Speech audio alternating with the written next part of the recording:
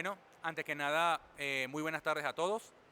Este material que vamos a presentar es bastante relevante para entender lo que ocurre con los primeros pobladores y la interacción con, a ver, se escucha, creo que se está escuchando, ajá, hola, ahora sí. Bueno, antes que nada, muy buenas tardes, de verdad es un placer, un honor estar acá. Vamos a hablar un poco acerca de la interacción entre los primeros pobladores y los megamamíferos del Pleistoceno de Venezuela. ¿Okay? Estamos hablando específicamente de los últimos 13.000 años antes del presente. ¿Okay? Antes que nada, bueno, me presento. Mi nombre es Edwin Chávez Aponte. Ajá. Mi nombre es Edwin Chávez. Yo estoy trabajando como registrador y curador del Museo de Ciencias Naturales y también como apoyo profesional de la Dirección General de Diversidad Biológica de el Ministerio de Ecosocialismo. ¿Ok? Bueno, para mí es un honor estar acá en representación de estas instituciones y de los investigadores también que están trabajando en la Universidad de Zurich, en Suiza, y que vienen trabajando en conjunto con el equipo del Museo Paleontológico de Urumaco, en el estado Falcón, desentrañando lo que es el pasado fósil de Venezuela. Entonces, bien, este tema es bastante interesante. Se titula Los primeros habitantes de Falcón cazaban cachicamos gigantes. Fíjense, estamos hablando de los primeros habitantes de Falcón, porque la evidencia, el estudio desarrollado por Carlini y colaboradores, por un equipo multidisciplinario tanto de investigadores argentinos como venezolanos, nos llevan al sitio, a los sitios de Muaco y Taimatayma. ¿Okay? Estos sitios fueron caracterizados por los doctores José Rollo y Gómez y, por supuesto, el trabajo de José María Cruxen, ¿no? Hasta hace mucho tiempo, sobre evidencias tanto de material lítico, ¿okay? Material, en este caso, material, estaríamos hablando de puntas de lanza, puntas de flecha, ¿okay? Material, por supuesto, tallado en piedra, en roca, y por supuesto, la asociación de con los fósiles de grandes mamíferos del Pleistoceno. ¿Qué sucede? En Venezuela, hoy en día, como grandes mamíferos, como referencia tenemos a la danta, ¿no? Tenemos a la danta o tapir, tenemos entre los carnívoros al jaguar, tenemos también otros herbívoros como los venados, el melano caramerudo o los ciervos, y por supuesto, tenemos incluso al chigüire entre los roedores como la especie más grande de la actualidad. Pero resulta que en el Pleistoceno, ¿okay? Remontándonos entre un periodo que abarca entre los 2.8 millones de años y los últimos 13.000 años antes del presente, existían animales de la talla de elefantes. De hecho, parientes de los elefantes eran los mastodontes. También existían perezosos gigantes de aproximadamente 6 metros de largo, ¿okay? Y que podían pesar entre 4 y 5 toneladas. También tenemos otros elementos que están completamente extintos y que no tienen representantes actuales, aunque se parecen mucho algunos a los rinocerontes o los hipopótamos. Entonces vamos a dar comienzo, ¿no?, a la charla y iniciaríamos con esta imagen. Esto es lo que representa, por supuesto, el área, nuestro país, ¿no?, lo que es el territorio, y debemos decir que lo que corresponde a los sedimentos del Cuaternario, ¿no?, estaríamos abarcando aproximadamente, nos estaríamos refiriendo al 45% del territorio del área, del territorio nacional. Esos sedimentos del Cuaternario, esos sedimentos fósiles corresponden al Cuaternario. ¿Okay? Los principales grupos, como les comenté, están los mastodontes, que pueden observar a la derecha, abajo. Están los cingulata, que son los gliptodontes, que son armadillos gigantes, ¿ok? Aunque eran más parecidos digamos, se podrían recordar incluso en esa imagen vagamente una mezcla entre cachicamo, entre armadillo y tortuga, porque su coraza era continua, era rígida, a diferencia de los cachicamos, que solemos ver al género Sacypus, que tienen una armadura anillada, ¿no?, en lo que es la parte del abdomen. Tenemos también los pilosa, que son los grandes perezosos, como pueden observar en la imagen superior izquierda. Y Litopterna es algo bien interesante porque eran unos herbívoros parecidos a una llama, aunque posiblemente tuvieran procesos similares a probosis o a estructuras desarrolladas para vocalizar, que evidentemente no tenían en realidad relación directa con los, digamos, con los animales con pezuñas en la actualidad, ni con los perisodáctilos, es decir, ni con los animales de pezuñas impares, ni con los animales o los mamíferos de pezuñas pares como los artiodáctilos. Esto era un grupo completamente diferente que tenía similitudes entre ambos, pero que desapareció completamente después de la gran extinción a finales del Pleistoceno. Y bueno, el amigo que nos compete es hablar un poquito del gliptodonte, ¿no? Y de los gliptodontes. Estos armadillos, como pueden observar, tenían el tamaño, a pesar de que ¿por qué le decimos que eran gigantes? Porque evidentemente superan en tamaño a las especies más grandes que hay en la actualidad. Estos animales llegaban a medir casi lo mismo que un Volkswagen o un carro pequeño, ¿ok? El más grande podía llegar a alcanzar hasta 3 metros de longitud y el peso estaría entre unos 1.5 y 3 toneladas, ¿no? La evidencia más, vamos a decir, corriente o común que se encuentran en estos ejemplares no corresponde tanto con el esqueleto completo como nos gustaría, o los cráneos, sino más que todo con las placas, como pueden ver allí. Esas plaquitas en forma de roseta o en forma de flor son bien particulares, porque esos son característicos de los gliptodontes, o bueno, al menos de la mayoría de las especies. Ahora, esto es importante acotar, que existen dos géneros que se supone que existieron en Venezuela o que se discute si uno estaba presente en lugar del otro, ¿no? o era más preponderante que el otro, o si estamos cometiendo un error a la hora de identificarlos. Ascanio Rincón y colaboradores en varios trabajos que van entre 2016 y 2017, bueno, hasta la actualidad también, nos habla del género Glyptodon y ha descrito a la especie Glyptodon clavipes, ¿no? Los trabajos de Carlini, de Zurita y otros investigadores, por otra parte, de lo que es la Universidad de La Plata y otras instituciones de Argentina, nos hablan también de el género Glyptotherium, que es el que tenemos también representado esta imagen desarrollada por el paleoartista Jorge Blanco. Y bueno, fíjense en algo. Aquí les coloco esta imagen. Esto es del portal Paleos, ¿ok? Esta imagen es editada por Roberto Díaz Cibaja, pero es de una publicación también de Zurita y colaboradores, donde nos habla entre las diferencias de Glyptodon y Glyptotherium. Fíjense que, si lo vemos así globalmente, para no ahondar en detalle, son bastante sutiles, ¿ok? Son sutiles en el sentido de que, claro, hay diferencias marcadas, pero también dependen de encontrar gran cantidad, o sea, es decir, prácticamente dependemos mucho de que el material esté muy completo. Entonces, ¿qué pasa cuando se encuentran placas aisladas o se encuentran regiones que no son diagnósticas? Pues existe ahí la diferencia. ¿Será Glyptotherium? ¿Será Glyptodon? Bueno, esa es una de las cuestiones que está, por supuesto, en boga, en desarrollo, y que debe profundizarse más con los estudios paleontológicos que se deban hacer de aquí en adelante, ¿no?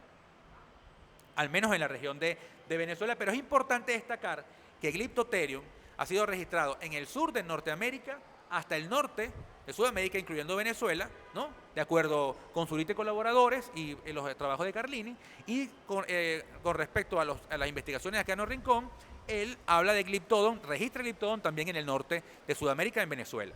Entonces, tendríamos que por lo menos ambos géneros están presentes en nuestro país.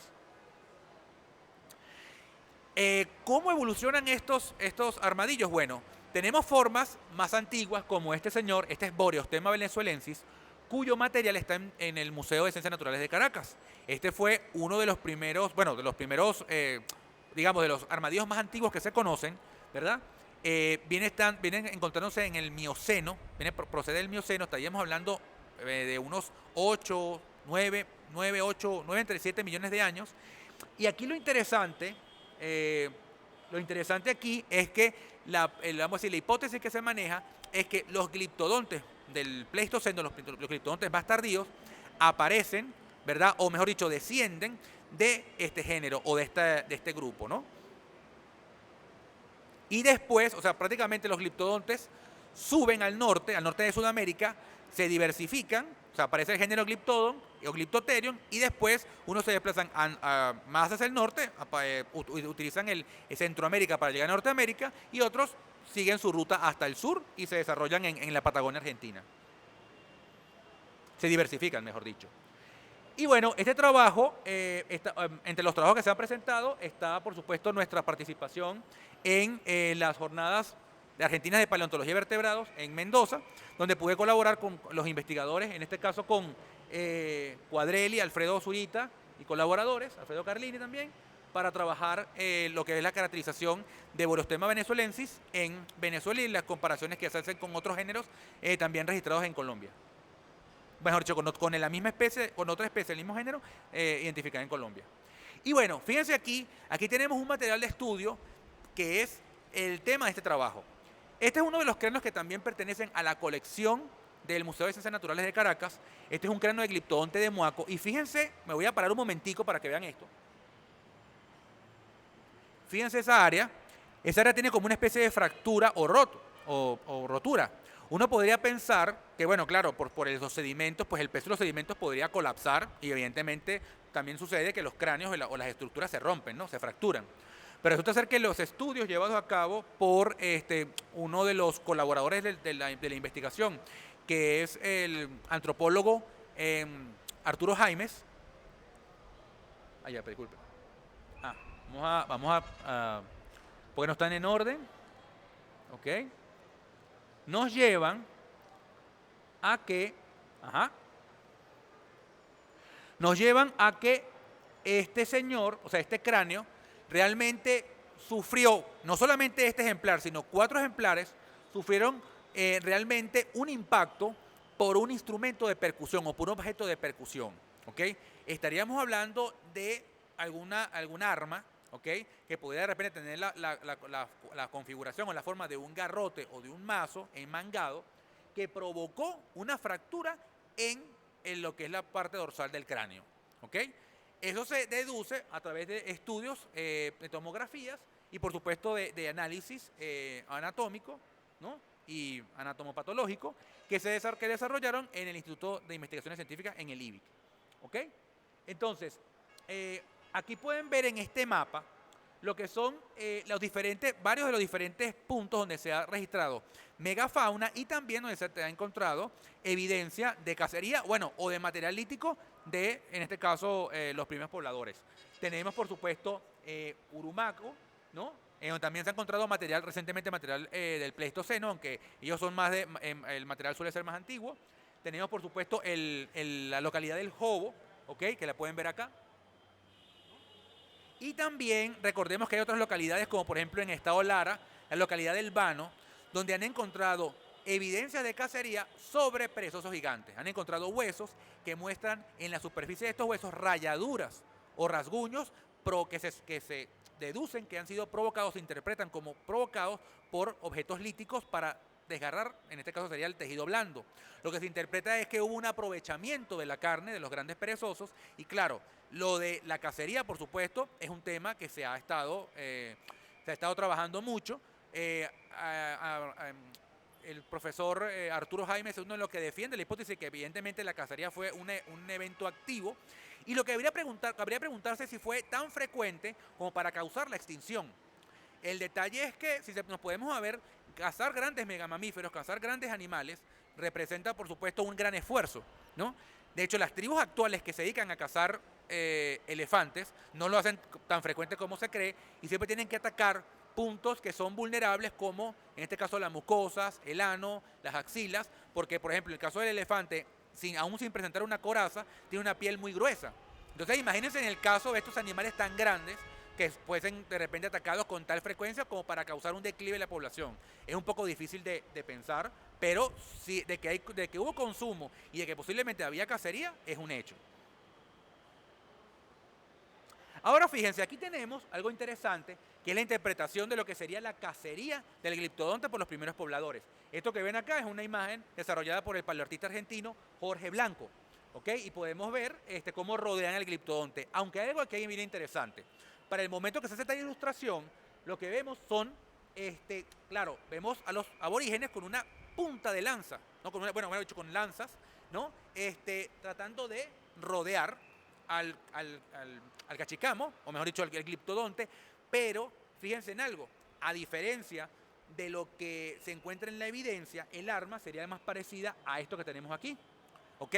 Esta arma, esta ilustración fue desarrollada por mi persona. Esto es más bien como o sea, son dos modelos de armas que estarían como enmangadas, ¿eh? O sea, se utilizaría, por supuesto, estaríamos hablando de un mango de madera, si acaso, y entonces la forma de la piedra sería entre un hacha o entre un mazo. O sea, la idea no es tanto cortar, sino golpear, o sea, generar un golpe contundente. Entonces, fíjense, aquí hay una ilustración bien interesante, por aquí, que es la que desarrolla el paleoartista Joshua Nupe. Creo que lo pronuncié bien, eso ya lo dejo a criterio de los que, por supuesto, sean mejores en manejo de la lingüística.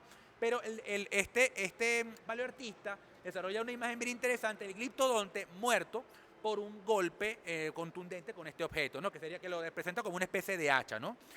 Claro, en este caso la parte de lo que sería la piedra, la roca, está, vamos a decir, como que amarrada o sostenida, reforzada por un amarre con este caso con lo que sería el mango. Y la hipótesis es que más bien vamos a decir, lo que sería el mango estaría incrustada la roca dentro del mango, ¿no? Esas son las interpretaciones que se han dado posibles, y otra que sería algo menos complicado, menos elaborado, como por ejemplo un mazo, un gran trozo de madera, pero claro, estaríamos hablando de un trozo de madera muy, muy fuerte, que vamos a decir, de una gran consistencia que permitiera pues el golpe que causara el daño. Exactamente, con un gran peso, ¿no? Entonces, bueno, esto sería en general, en conclusión, el trabajo que nos ha estado llevando. El laboratorio, como les digo, son dos laboratorios. En este caso estamos hablando de la Universidad de Zúrich, ¿no? Que tiene el laboratorio y Museo de Paleontología, donde trabaja el doctor Jorge Carrillo Briceño, el doctor Marcelo Sánchez Villagra, que ha desarrollado textos como Venezuela Paleontológica, y que es un compendio de varios trabajos de investigación y de divulgación que se han hecho sobre los grandes, bueno, no solamente sobre los megamamíferos, sobre todo lo que es los organismos fósiles hasta la fecha que fue 2012, que tenían conocimiento en Venezuela. También tenemos el trabajo del Museo Paleontológico de Urumaco, que pronto va a reactivar sus redes sociales y que ha estado trabajando hasta el sol de hoy con el acervo tanto cultural como paleontológico de Urumaco, bueno, del municipio de Urumaco, que se encuentra en el norte de Falcón, y que, como saben, tiene una gran diversidad de material que va desde tortugas, cocodrilos, roedores gigantes, peces, ¿ok? Tiene una gran ictiofauna, porque a pesar de que la zona es hoy en día un desierto, vamos a decir una zona semidesértica, resulta ser que Urumaco es un gran yacimiento, digamos, bueno, son varias formaciones que son yacimientos muy prolíficos en material fósil, y es que se presume que en Urumaco, antes del gran intercambio abiótico y de la conexión entre Sudamérica y Norteamérica, lo que existía era una costa, vamos a decir una zona donde una desembocadura del río, que era la desembocadura del Orinoco. Entonces allí habría o estaba el Orinoco o otro río importante, un afluente importante, donde evidentemente confluían zonas de vegetación con grandes megamamíferos, con grandes animales, reptiles, por supuesto, tanto que estarían al acecho de estas grandes enormes bestias, y por supuesto una fauna importante de peces, tanto de agua dulce como de agua salada hacia la parte de la costa. Entonces, bueno, yo los invito, de verdad, al día de mañana también, porque mañana vamos a tener la presentación de unos libros, cortesía de la Fundación de la Educación Ambiental Fundambiente y la editorial Almalivaca. La editorial Almalivaca ha estado trabajando en el desarrollo de textos, ¿okay? Diferentes tipos de textos infantiles, que es lo que ha presentado hasta ahora, pero también hay textos de investigación, y nos está ayudando a hablar de estos temas, a mostrar esta información, ¿ok? Pero por supuesto que sea más accesible, que sea más fácil de llegar a ustedes a través de publicaciones que se puedan producir, por supuesto, por editoriales nacionales. La colaboración que recibimos con Venezuela Paleontológica, que es un texto que va a estar también presente en las tiendas del Museo de Ciencias próximamente, es un texto que data de 2012-2013, y tiene una gran vigencia, tiene una gran importancia, una gran referencia, pero ha sido producido con la colaboración de la Universidad de Zúrich, lo cual es buenísimo, pero claro, ha representado también un gran costo, un gran esfuerzo. Entonces la idea es ir sacando publicaciones que nos puedan permitir, que nos puedan favorecer a nosotros para que podamos llegar a más personas, por supuesto en el caso de Venezuela, que sean más accesibles, tanto por la vía física como por la vía digital, que es también lo que se está manejando ambos formatos. O sea, quien no tenga acceso al material en físico por ser muy costoso o porque simplemente no esté accesible o por falta de números, pues podrá incluso acceder a la opción en PDF. ¿Ok? Entonces, bueno, muchísimas gracias, de verdad les agradezco por su tiempo. Tengo también otro material que de repente les puedo mostrar sobre el paleoarte, pero por el momento terminamos y estamos por supuesto abiertos a la parte de preguntas. Si tienen alguna duda, alguna idea, alguna pregunta, alguna interrogante que quieran hacer, que tengan. Bueno, muchísimas gracias, de verdad agradecido. Y bueno, sepan que también los invito, quiero aprovechar un momentico si pueden. No, perdón, ¿se escucha? Ajá. Pues quiero también aprovechar de invitarlos al Museo de Ciencias, ¿okay? Naturales de Caracas, que ha abierto sus puertas con una exposición muy bella, que es la exposición de color, dedicada al color, que fue patrocinada con el apoyo de Movistar, ¿ok? Y que también, por supuesto, pueden visitar la sala de paleontología, ¿ok? Adicionalmente, por favor, visiten el stand de Fundambiente y bueno, cualquier duda, eso también es importante, me compete, por supuesto, de hablar de diversidad biológica, cualquier duda que tengan con respecto a manejos o a cuidados de, en este caso, animales de fauna silvestre, que sepan de algún animal, algún ejemplar que esté extraviado, que esté, digamos, en alguna situación en la cual se tenga que efectuar un rescate o una recuperación a nuestras colecciones zoológicas, por favor comuníquense con los teléfonos y con las redes sociales de diversidad biológica del Ministerio de Ecosocialismo. ¿Ok? Entonces, bueno, los invito a que estemos siempre en contacto y muchísimas gracias por su atención. Feliz día.